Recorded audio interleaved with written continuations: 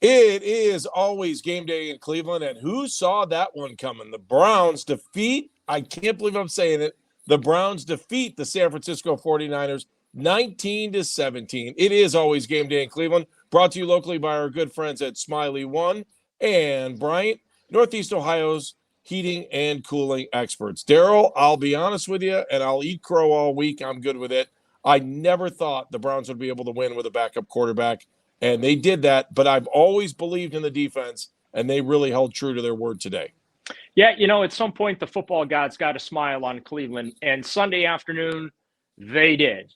41-yard field goal, sails wide right with 6 seconds left, and the Browns pull off what I feel, I'm with you, it's an improbable 19-17 victory, a game that started with a pregame brawl.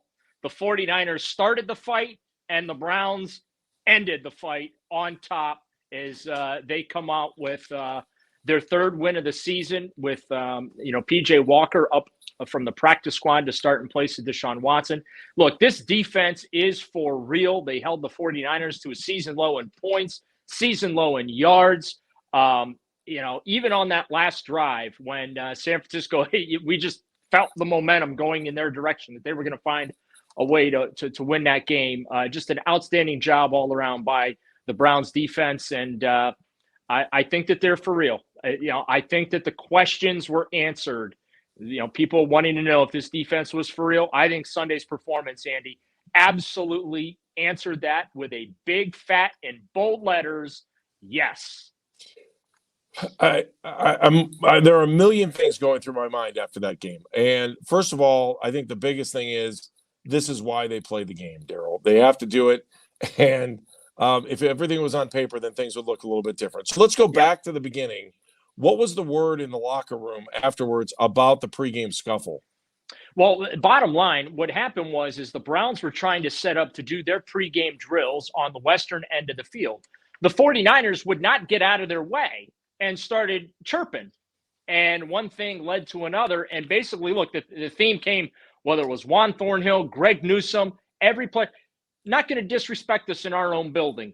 Okay, we're not going to tolerate that. We're all professionals here. We're all here to do a job. But you come into our house and you're going to disrespect us. We're going to step up and answer. And that's exactly what the Browns did. The skirmish lasted for about 2.5 minutes or so, as it took a couple of minutes for the officials to restore order. Trent Williams, he wanted a piece of everybody. He came in actually and blew up Elijah Moore, knocked his helmet off. I put the video up on my X social channel there, and I also put it on Instagram. So if you want to watch what went down, but Juan Thornhill and Deebo Samuel were going at it a little bit too, pushing and shoving. But again, the Browns said, hey, we're just trying to set up to do our pregame drills, and the 49ers, quite frankly, wouldn't get out of our way to allow us to do our pregame work.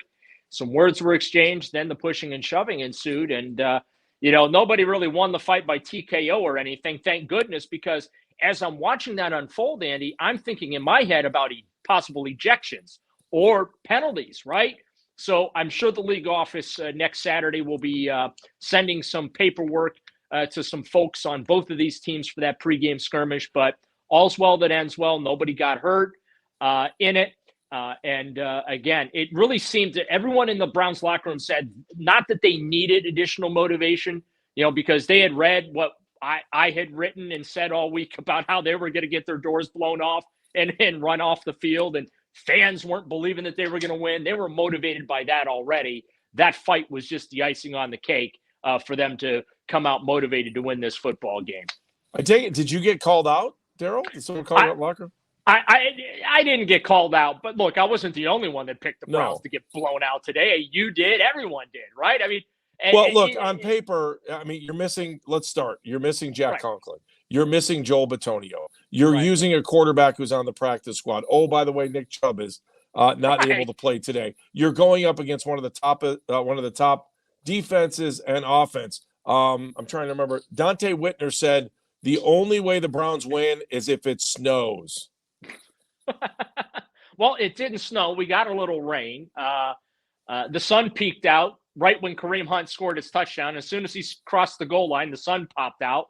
And I guess that was the football god smiling upon the Browns a little bit there too. But yeah, you need that every once in a while. You need a little luck to go your way. And this is a franchise, and they're the butt of jokes. I'm front in line to tell half of them because they get their layups pretty much on a regular basis, right? I mean, it's low-hanging fruit.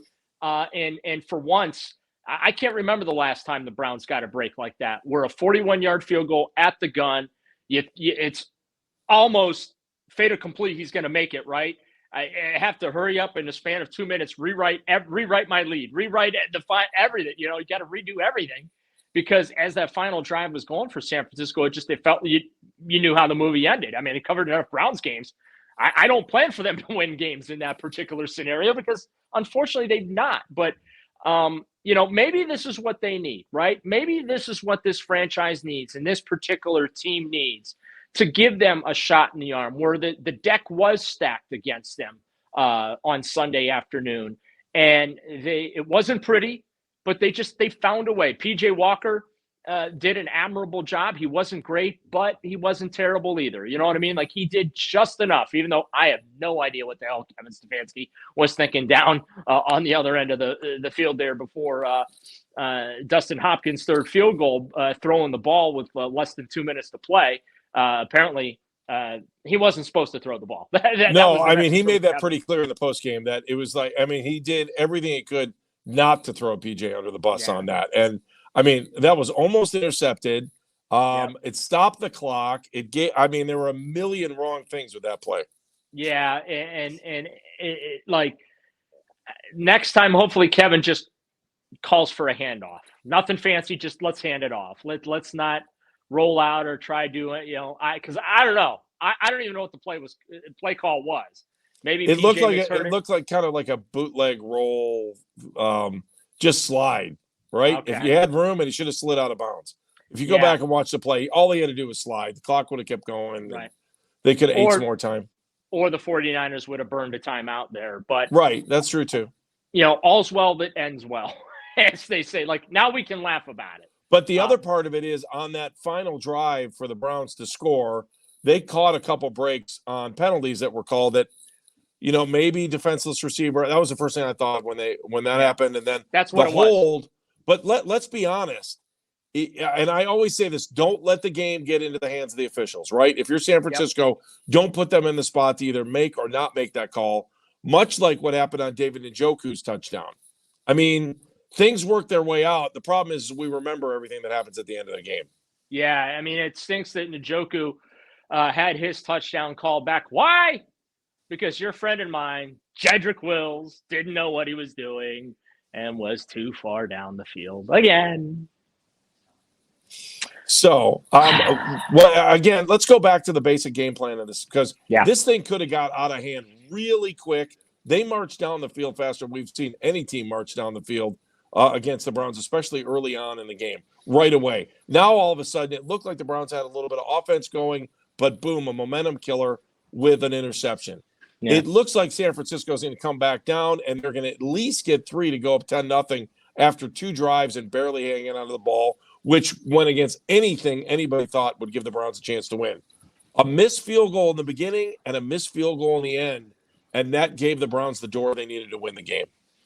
Yeah, and Dustin Hopkins, you thought that his missed field goal, his first miss of the season, was going to come back and bite the Browns in the backside, and ultimately he ended up making his last 3 kicks of the afternoon, and it mattered most. And he's got to be feeling pretty good. But look, to me, this game was won exactly how I said the Browns needed to win the game. They had to force turnovers. Well, they were able to get Brock Purdy to throw his first interception of the year. The run game had to be strong. Well, Jerome Ford was strong on the ground. Kareem Hunt was strong on the ground. In fact, the Browns outgained them 160 to 108 on the ground. Yards overall, 334 to 215. Third down conversions held San Francisco 3 for 12. The Browns weren't much better. They were 3 for 13 on their third down conversions. But all those incidental categories, right, that I felt the Browns had to win this football game on Sunday, they did. Time of possession, all right? They played a little keep away, little over 33 minutes to just under 27 minutes for the San Francisco 49ers, right? Brock Purdy was not all that good throwing the football, just 107 net yards passing for San Francisco as well. So the formula that I had put out there, right? Because we were told, look, by rights, the Browns should have been blown out, just the situation being what it was. And I kept saying, but there is a reason you have to play the game, and you got to go out there and put in the 4 quarters. And this is exactly the reason why. And the Browns won a game that no one picked them to win. They handed the last undefeated team in the National Football League their first loss of the year. The defense showed, hey, we're really for real here. We're not messing around.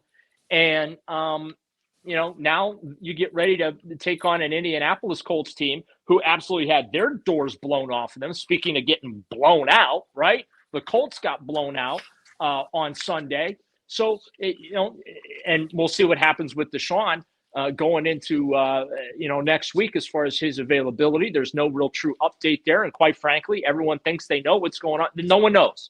I don't think Deshaun knows right now when he's going to be able to play. But, the formula to win this game almost played out perfectly in the Cleveland Browns' favor.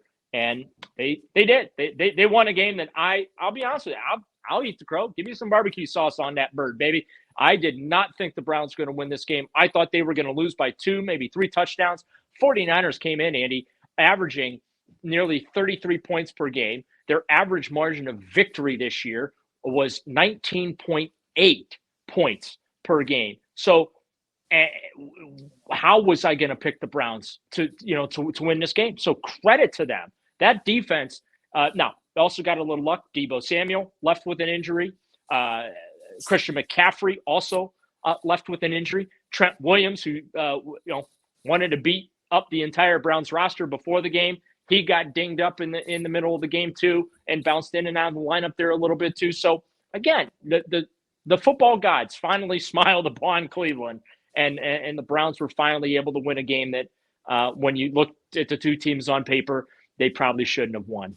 I think the other thing that comes out of this game, Daryl, is that Browns fans and the Browns themselves can have confidence in P.J. Walker if Deshaun Watson can't play. And I think that's a huge lifter. And by the way, I don't know if you have this in front of you, Daryl, because I don't have the defensive stats in front of me right now. How many sacks did the Niners end up coming up with on Walker? The Niners only had 2 sacks, and they had 2 quarterback hits. They broke up 5 of his passes.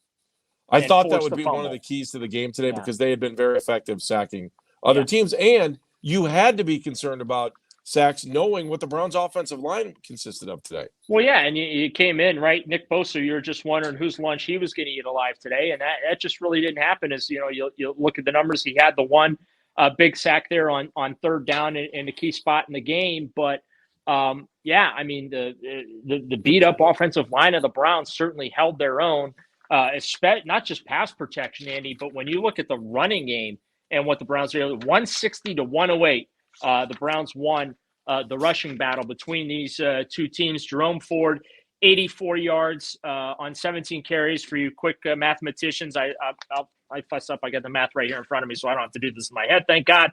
4.9 yards per carry. Kareem Hunt, 3.9 yards per carry, 47 yards on 12 touches there. And, of course, he scored the touchdown on the ground. Amari Cooper, let's give him some love. Talking to him in the locker room, say, you know what? Everyone thinks I can't, high point balls and make these kind of catches, and I don't understand why.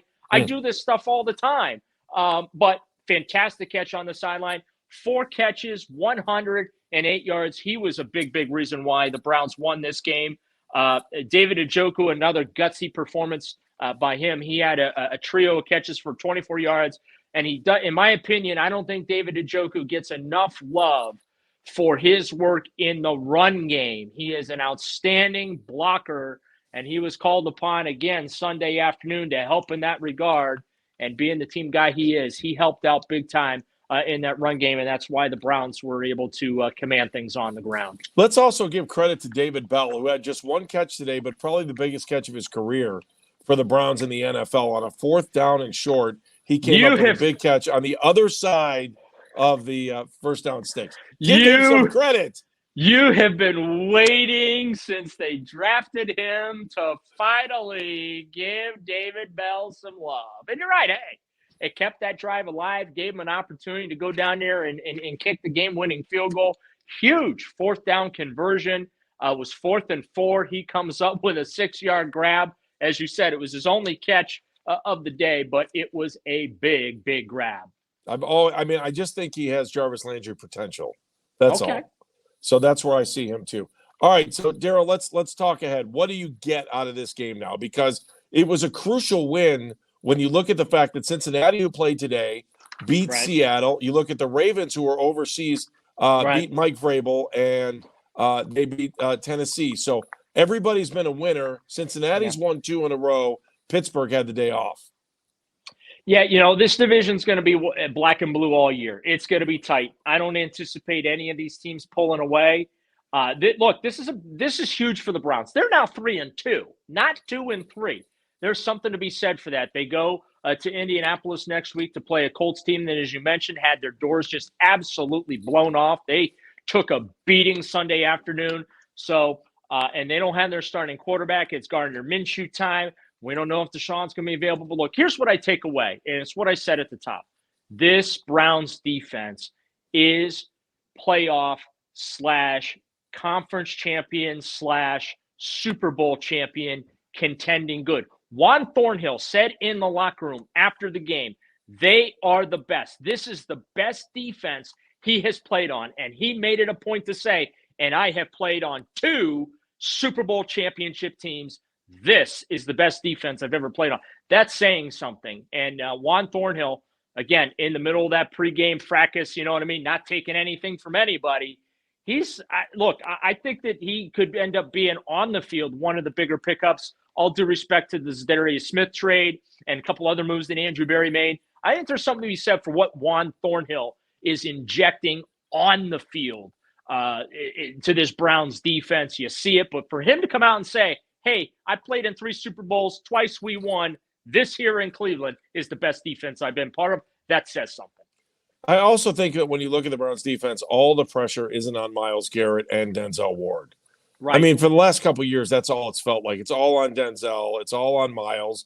Very little help from the linebackers. And we see linebacker play making a difference. We see, the tackles making a difference, stopping the run. And, of course, we know that we've got rock solid guys in the defensive backfield. We've been saying this since preseason. 100%.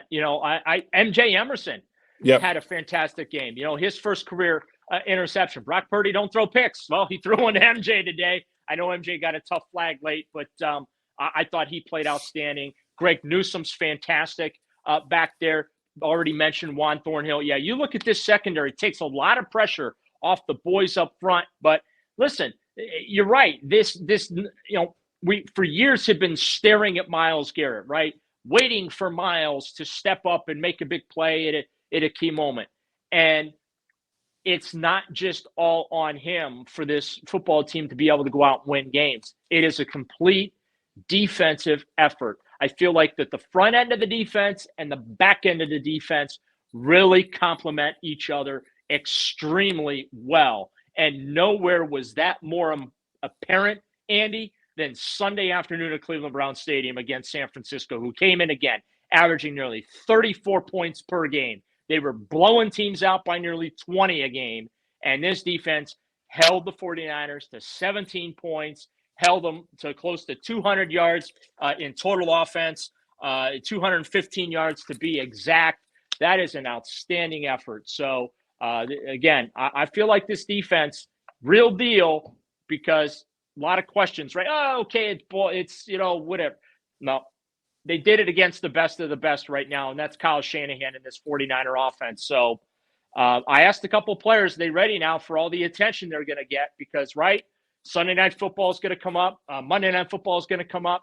Thursday Night Football. And guess what I'm going to talk about? I'm going to talk about this Cleveland Brown defense and how really good they are. Are they ready for the positive attention that they're going to get? We know they can answer the haters, because guess what they did Sunday afternoon? They answered me. They answered you. They answered all the national critics that said they had no chance to win, right? Well, now I think that narrative is going to change, and let's see how they perform when they start getting love from across the country. Last point, Daryl, Kevin Stefanski, where does he sit in Browns fans' minds right now? Well, I think that they went from wanting to shoot him on public square to okay, thank God you're allowed to coach for another week, Kevin. Look, the game plan on Sunday was, I think, fairly reasonable, right? I thought it was well balanced. You can only do with what you have to work with, right? And let's be honest about it. PJ Walker was on the practice squad, had a couple of days to get ready for this thing, stepped into a very tough spot, wasn't great. It came very close to being terrible, right? He had 2 interceptions, almost threw a third at the worst possible time. But hey, all's well that ends well. So, it's a learning experience for PJ. And if he has to play next week against Indianapolis, hopefully he's better. So, Daryl, help me with this last question. PJ Walker now needs to remain on the 53-man roster or immediately go back? Do they sign him? But does that mean somebody else could pick him up tomorrow if they wanted to? No. This was his second elevation. You're allowed 3 elevations. Next week is when things get hairy if they have to re-elevate him. But as far as right now, he automatically reverts back to the practice squad. And the only way he can leave the Cleveland Browns is if another team comes in and signs him to their active 53. And look, I got to be honest with you, Andy. Do the Browns want to expose him to that, though, right now? Listen, 18 of 30. He's still on the practice squad. They haven't signed him. He's 18 of 34 for 192, 2 picks. He had a rating of 45.2. I don't think that there's a line forming to take P.J. Walker away from the Cleveland Browns. God love him. I don't want to hate on the kid. He was stepped in at the tough spot and did just enough so that they could win this game. But again, the line ain't forming to claim P.J. Walker from the Cleveland Browns. But what's going to happen is if they elevate him a third time, then they got to make a decision because, again, you're only allowed 3 elevations from the practice squad in a season. Let's just say this. I'm just throwing this out at you. Let's just say some team loses 2 quarterbacks. We're cutting this in the middle of the day on Sunday or on Monday night. Do you have the option to make sure he doesn't go to the practice squad, or then he's like a free agent? He could sign with any team he wanted to. No, what they have to do is they have to cut someone or put someone on injury reserve, and then they would have to sign him to the active roster. That's how this works. He is under a practice squad contract, got elevated for the game now twice, okay? But he is back on the practice squad officially again now that the game is over. And for him to be on the active roster, the Browns have to sign him to the 53. And I don't know that that's going to happen.